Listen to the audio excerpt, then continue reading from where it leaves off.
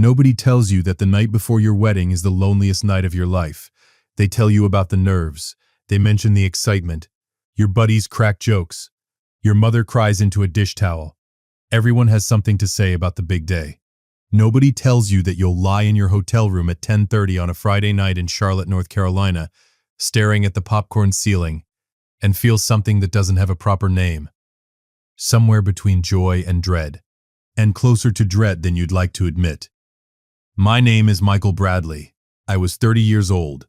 I was a detective with the Charlotte-Mecklenburg Police Department. 3 years on the job, and I thought I had seen enough of the world to know when something was wrong. I was wrong about that too. Her name was Janet Bush, 26 years old, a graphic designer who worked for a mid-size marketing firm in uptown Charlotte, off East Trade Street. She had this way of tilting her head when she was concentrating on something, just slightly to the left, and the first time I noticed it, I was gone.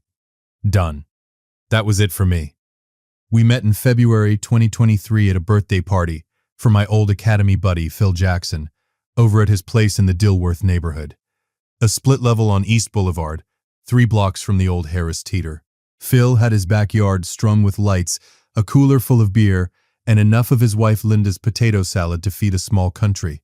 I was standing near the back fence, holding a cup I hadn't touched, when Janet walked over and said, without any introduction whatsoever, "You look like someone who's doing math in your head at a party.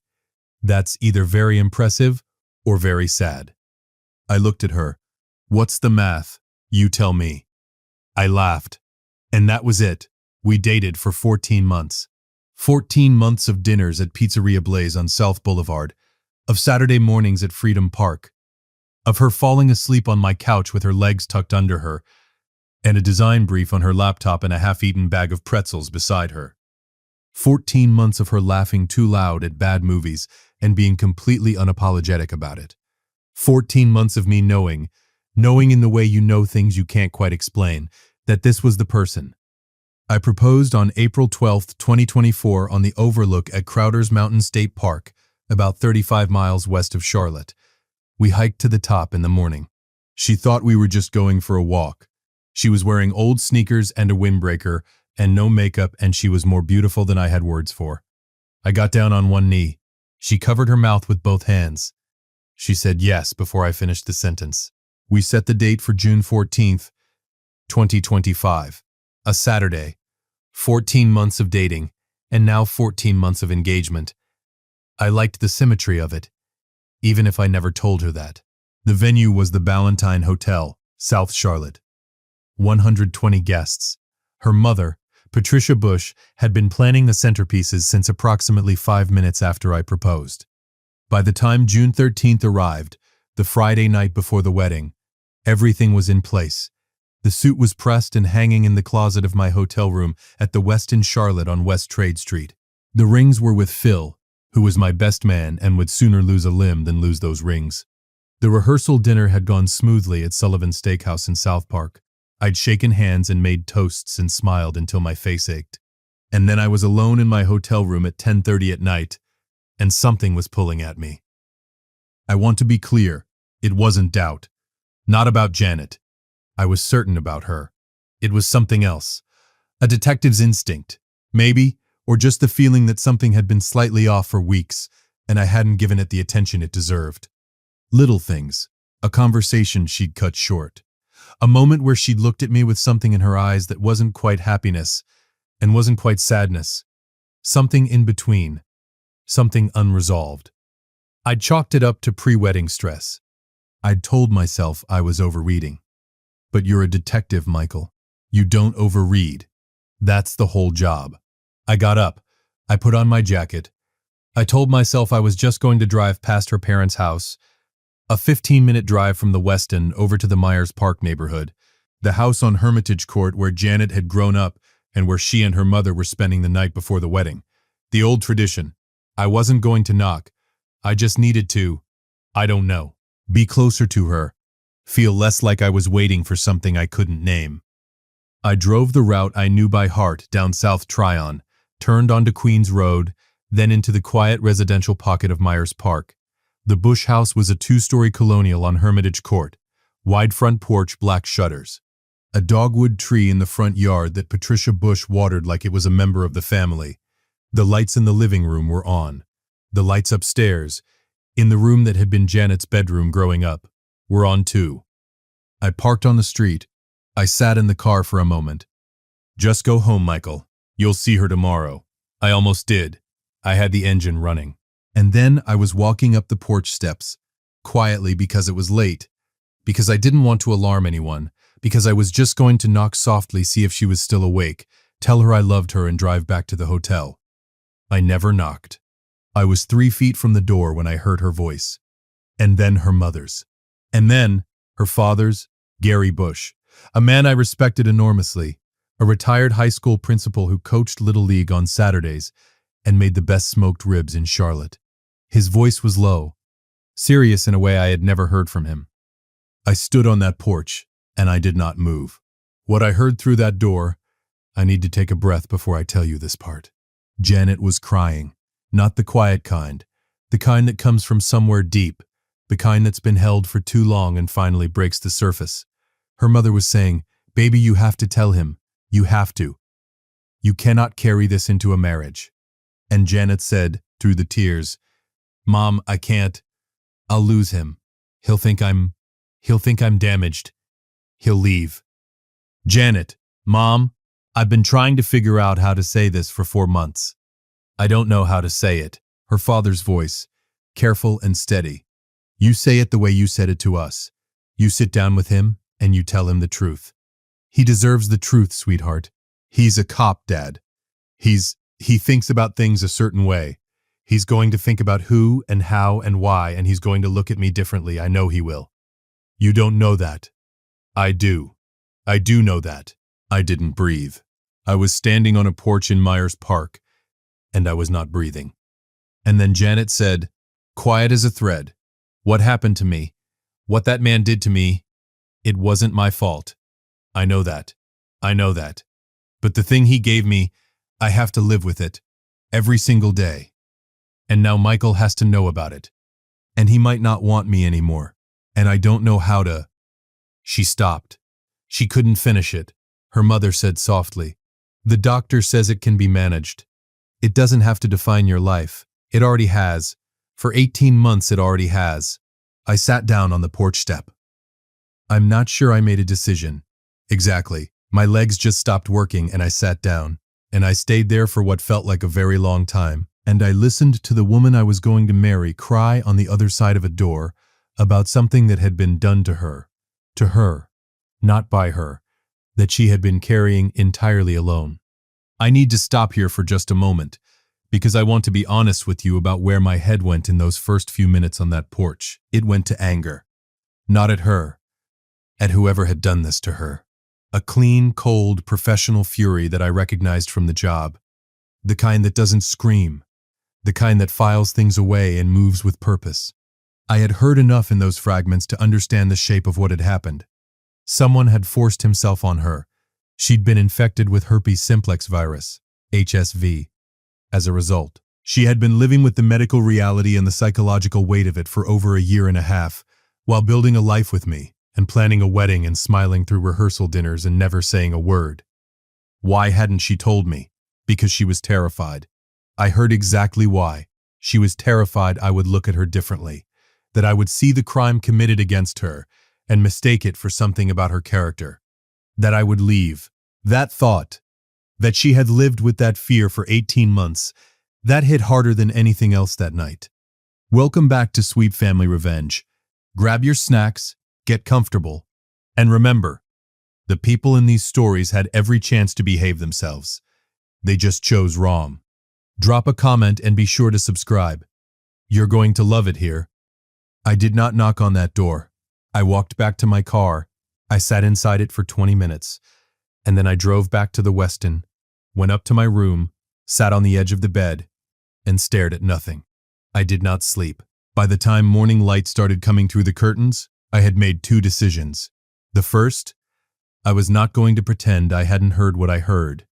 The second, I was not going to let her walk down an aisle carrying that weight alone for one more day.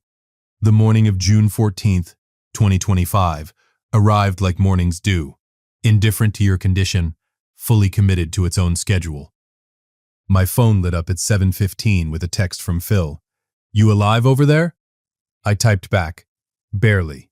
Need to talk to Janet before the ceremony. Private. 3 dots. Then, "Michael, that's not. The whole thing starts at 2. Hair and makeup's all ready. Phil, I need to talk to her." A pause.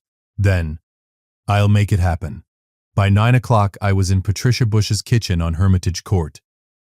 Patricia had made coffee without asking, and set a mug in front of me and sat down across the table like a woman who had been waiting for this conversation and was not entirely sure she was ready for it. Gary Bush stood by the window, arms folded, watching me with a look I couldn't fully read, something between respect and worry.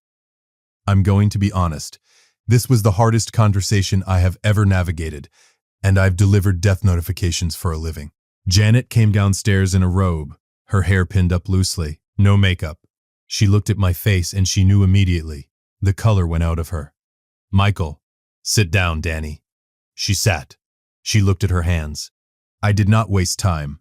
I came by last night. I was on the porch. I heard the conversation. The silence that filled that kitchen was enormous. Her mother closed her eyes. Her father didn't move. Janet looked up at me. Her eyes were already filling. "How much did you hear?" "Enough." She nodded slowly. One tear slid down her face and she didn't wipe it away. "So now you know." "I know part of it. I want you to tell me the rest. Not because I'm a cop, because I'm the man who's supposed to marry you in 5 hours, and I want to hear it from you." She breathed, steadied herself, and then in a low, careful voice, she told me everything. It had happened in November 2023. She had been living alone in her apartment on the 4th floor of a building on East 7th Street, in the No-Dan neighborhood. She'd come home late from a work event, a client dinner in Uptown, and taken the elevator up. The building's exterior door had a lock that the management company had been slow to repair. Residents had complained about it for months. A man was in the elevator when it opened. She didn't know him. She'd never seen him before. What happened next? She told me plainly, without details I didn't need, in the way that someone tells a thing they have rehearsed in therapy and told to very few people. She was attacked. In the elevator. The man fled. She called 911 from inside her apartment. She was transported to Carolina's Medical Center. She gave a statement that night. The report was filed. The case was assigned to the CMPD's Special Victims Unit. There was a detective assigned, but the case had gone cold. The man had not been identified. 3 months later, in February 2024, the same month we met, her gynecologist told her that she had tested positive for HSV-2, herpes simplex virus type 2. The forensic medical evidence from her assault examination had indicated potential exposure. The follow-up test confirmed it. She was 26 years old, and she was sitting in a doctor's office being told that a crime committed against her in an elevator had left a permanent mark on her body that she would manage for the rest of her life. Herpes simplex virus type 2 is a lifelong condition. It cannot be cured. It can be effectively managed with antiviral medication, acyclovir, valacyclovir, that reduces both the frequency of outbreaks and the risk of transmission to partners. With proper treatment and precautions, many people with HSV-2 live full, intimate, healthy lives. The stigma around the virus far exceeds its medical severity in most cases. But the stigma is real, and it is heavy, and it had been sitting on Janet Bush's chest every single day since that February afternoon, in a doctor's office. She met me at Phil's party 3 weeks later, and she said she thought about telling me from the very beginning. And then she didn't, because it was too soon. And then she didn't because things were moving fast. And then she didn't, because she was afraid. And then I proposed on a mountaintop, and she said yes before she finished thinking, because she loved me and she was terrified and she wanted a life with me more than she had wanted anything. And then the months passed, and the wedding got closer, and the thing she hadn't said grew larger. And by the Friday night before our wedding, she was in her childhood home crying to her parents because she didn't know how to say it and couldn't imagine living without me if she did. She finished. She looked at me. I looked back at her for a long moment. "Who was the detective assigned to your case?" She blinked. "What?" "The SVU detective. The one working your assault case. Who was it? A. Detective Karen Sims. But the case went cold, Michael. It's been over a year. What's the case number? She stared at me. That's the first thing you want to know? Danny. I reached across the table and took both her hands. I'm going to ask you some questions in a minute that are different. But right now, I need that case number. Because if there is a man in this city who did what he did to you, and he's still out there, that ends. Today. That is not a request. That is a promise. She started crying again. Her mother pressed a hand over her mouth. Her father crossed the room, sat down and put his hand on my shoulder. He didn't say anything. He didn't need to. We talked for 2 hours. I asked her the questions I needed to ask, not as a detective, as her person. Had she been seeing a therapist? Yes. Since March 2024, a trauma-focused therapist named Dr. Angela Houston at a practice on Providence Road. Was she on medication? Yes. Valacyclovir, prescribed by her OBGYN. Was she doing okay? She looked at me like that was the strangest and most welcome question she had ever been asked. I'm terrified, she said. I'm sitting here in a robe on my wedding day, telling the man I love something I've been afraid to say for a year and a half. I don't know if I'm okay. I don't know what happens now. I looked at her for a moment. What happens now is I go back to the hotel and I put on my suit. And at 2 o'clock this afternoon, you walk down an aisle at the Ballantine Hotel. And I'll be standing at the end of it. She went completely still.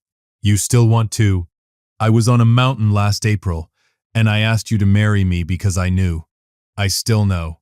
Whatever happened to you before I met you doesn't change what I know. She put her face in her hands and cried in a way that was entirely different from the crying I'd heard through the door the night before. That had been fear. This was something releasing. I let her cry. I held her hands. And then I made very clear, gently but unmistakably, that this was not the end of the conversation. That there were things we needed to talk through properly, with time and care, with her doctor and her therapist involved, with full honesty between us going forward. That a marriage couldn't be built on a secret this size, and that starting today, there would be no more secrets of any size. She nodded. I know. I should have told you so much sooner.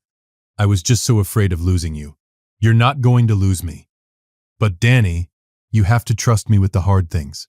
That's literally what I'm here for. Her father made a sound that might have been a laugh or might have been him clearing his throat very aggressively. I chose not to investigate. I drove back to the Westin. I called Phil from the car. Is the wedding still on? He asked immediately. It's still on, but I need you to do something for me this afternoon before the ceremony. Name it. Look up a CMPD SVU case for me, Detective Karen Sims. I'll text you the case number. Long pause. Michael. Phil. Yeah, okay. The ceremony was at 2 o'clock. The Ballantine Hotel's Grand Ballroom, South Charlotte. 120 guests. Patricia Bush's centerpieces looking exactly as she had envisioned them. The string quartet played Pachelbel's Canon in D as Janet came down the aisle on her father's arm. She was wearing ivory lace. Her hair was up. She had been crying an hour ago and you would never have known it. When Gary placed her hand in mine, he held on for just a second longer than the ceremony required. I looked at him. He gave me a single small nod. I've got her, that nod said. I know, mine answered. The officiant, our pastor, Reverend James Nelson from the church in Ballantine where Janet's family had been members for 20 years, led us through vows that I had written myself and nearly didn't get through. Not because I was sad, because I meant every word so much that the words were almost too large to fit in my mouth. When he pronounced us husband and wife, Janet pressed her forehead against mine before I could kiss her. She whispered something I won't repeat here, because some things belong only to the two people who were there. Then she laughed. That too loud laugh that I had loved from the beginning. I kissed my wife. We did not go on our honeymoon immediately. The cruise we'd booked, 7 days, Nassau to Grand Cayman, departing out of the port of Charleston on June 16th, was postponed. Janet called the travel agent. I called my supervisor. Nobody asked too many questions. Phil, who knew the shape of things without knowing all the details, covered for me at work with the discretion of a man who understood loyalty. The reason we stayed, the case number Janet gave me.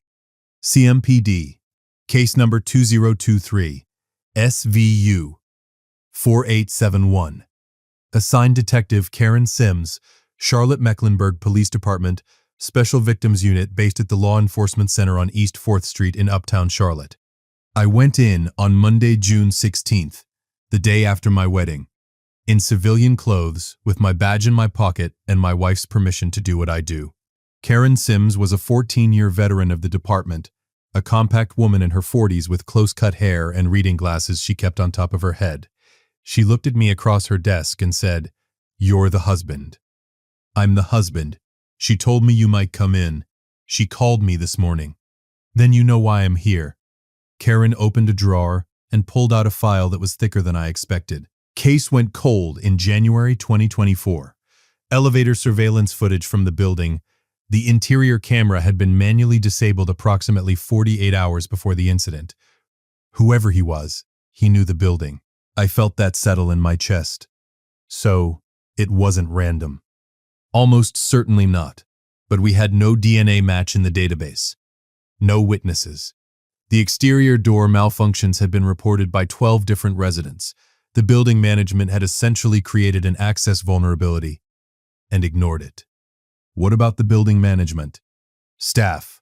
Anyone with keycard access who would know the camera situation? Karen looked at me over the edge of her glasses. "You want to consult, Bradley? I want to close this case." She held my gaze for a moment. Then she slid the file across the desk. "I will not walk you through every step of the investigation that followed, because some of it is still part of an active prosecutorial record, and because this isn't a police procedural. But I will tell you what happened plainly. The building on East 7th Street in Noda had contracted its maintenance through a property management company called Hargrove Residential Services, headquartered in Steel Creek. The company employed 23 maintenance and facilities personnel. Cross-referencing the keycard access logs, which the management company had initially claimed were not retained, but which their own IT vendor had archived, with staff schedules for the week of the incident produced 4 names. 2 were immediately cleared. 1 was on medical leave and had been out of state. The 4th was a man named Terry Booth, 34 years old, a maintenance supervisor who had serviced Janet's building on a rotating schedule for 2 years. He had keycard access to every floor. He had submitted a service request ticket for the elevator in Janet's building 11 days before the attack, a ticket that was closed as resolved, with no corresponding work order, which meant he'd used it as a pretext to document his presence in the system. He had disabled the elevator camera himself. His DNA was not in the national database because he had never been arrested. But when the SVU obtained a court-ordered DNA sample, executed by a warrant based on the keycard evidence, the ticket irregularities, and a tip from a former colleague who had reported concerning behavior to Hargrove's HR department in 2022 and been ignored, it was a match to the forensic evidence from Janet's examination at Carolina's Medical Center. Terry Booth was arrested on August 4, 2025, at his residence in the Steel Creek neighborhood of Charlotte by Detective Karen Sims and 3 other officers. I was not present for the arrest. I had been kept at arm's length from the final operational steps for legal reasons, which was correct procedure and which I respected. Barely. He was charged with first-degree forcible rape, breaking and entering, and criminal use of a destructive device for the disabled surveillance equipment. The Mecklenburg County District Attorney's Office, under DA Rebecca Harmon, filed the charges. Terry Booth's attorney entered a not guilty plea. He went to trial in February 2026. On February 19, 2026, after 11 hours of deliberation, a jury of 12 returned a unanimous guilty verdict on all counts. Terry Booth was sentenced to 22 to 28 years in the North Carolina State Prison System. Judge Patricia Holden of the Mecklenburg County Superior Court accepted the verdict and remanded him immediately. I was in that courtroom. I sat in the 3rd row, in a suit, next to my wife. Janet held my hand and did not make a sound when the verdict was read. Afterward, in the hallway outside courtroom 4150, she pressed her face against my shoulder and stayed there for a long time. I did not say anything. There wasn't anything to say that the moment hadn't already said. "I want to tell you where we are now," because that is where this story actually lives. Janet continues to see Dr. Angela Simon, her therapist, twice a month. She has described the therapy as the best investment I have ever made in myself, which is the kind of thing she says now with a directness she didn't used to have. She is on a daily antiviral regimen. She has read everything there is to read about HSV-2 management. She has connected, through an online support community, with other women who are navigating the same reality, some of them assault survivors, some not. She is not ashamed. She worked very hard to get to not ashamed, and she will tell you herself that it is ongoing work, but she is getting there. She told me once, after a particularly hard week, that the worst thing about what happened to her wasn't the physical reality. It was the silence she'd built around it. The way she'd convinced herself that the truth would cost her everything, when in fact the secret was the thing that had been costing her, every day, invisibly, in ways she hadn't fully measured. "I wish I had told you sooner," she said. "I wish you had too," I told her. "But I understand why you didn't. And I'm here now." That's the whole of it, really. There is one more thing I want to say. And this is the part where I step slightly outside the story and talk directly to you, because this channel is about more than watching people's lives unfold. Herpes simplex virus is the most common sexually transmitted infection in the United States. According to the Centers for Disease Control and Prevention, approximately 1 in 6 Americans between the ages of 14 and 49 has genital HSV. 2. A significantly larger number carry HSV. 1. The oral strain, often contracted in childhood, which can also be transmitted genitally. The vast majority of people who carry the virus don't know it, because most cases are asymptomatic or produce symptoms mild enough to be dismissed as something else. The stigma around herpes is by any measurable standard wildly disproportionate to its medical impact for most people. It is a manageable chronic condition, not a death sentence, not a character judgment, not the end of intimacy or love or marriage. People with HSV-2 who take antiviral medication and practice responsible communication with partners live full, healthy, intimate lives. What Janet experienced, acquiring the virus as a result of a sexual assault, is not uncommon. HSV can be transmitted through any form of sexual contact, and assault survivors often carry the additional burden of managing a condition they acquired through no choice of their own. The silence around this is real. The shame is real. And it is worth saying clearly, the shame belongs to the perpetrator, not the survivor. Every single time. If you are a survivor carrying a secret like the one Janet carried, please talk to someone. A doctor, a therapist, a person who loves you. The weight of it alone is not something you have to carry. And the people who truly love you will not leave. I want to say that again. The people who truly love you will not leave. And if you are the person someone loves, and they come to you with something hard, be the kind of person they weren't afraid to tell. That's the whole job, really. In a marriage, in a friendship, in a life. We never did take that cruise to Nassau and Grand Cayman. We rescheduled it for October 2025, after the arrest, and went with the full 7 days. Janet wore a yellow sundress on the first day aboard and ate conch fritters off a street cart in Nassau, like she had been there 100 times. She told me that watching the water from the balcony of our cabin was the first time she had felt genuinely, unguardedly happy in years. I told her that was a high bar, and I intended to keep clearing it. She told me to stop being smooth. We are still working on that. My name is Michael Bradley. I am 31 years old. I am a detective with the Charlotte-Mecklenburg Police Department and a husband in that order on my badge and in the opposite order in everything that matters. My wife is Janet Bradley, née Bush. She is 27 years old, and she is, without competition, the most courageous person I have ever known, in a job where I have known a great many courageous people. The dogwood tree in the front yard of the house on Hermitage Court is still there. Patricia Bush still waters it like a member of the family. The porch where I stood and heard everything, I've sat on those steps many times since. Janet thinks it's strange that I like it out there. I've never told her why. Some places become important to you in ways you can't entirely explain. That porch is where I made the decision to be the kind of man she deserved to marry.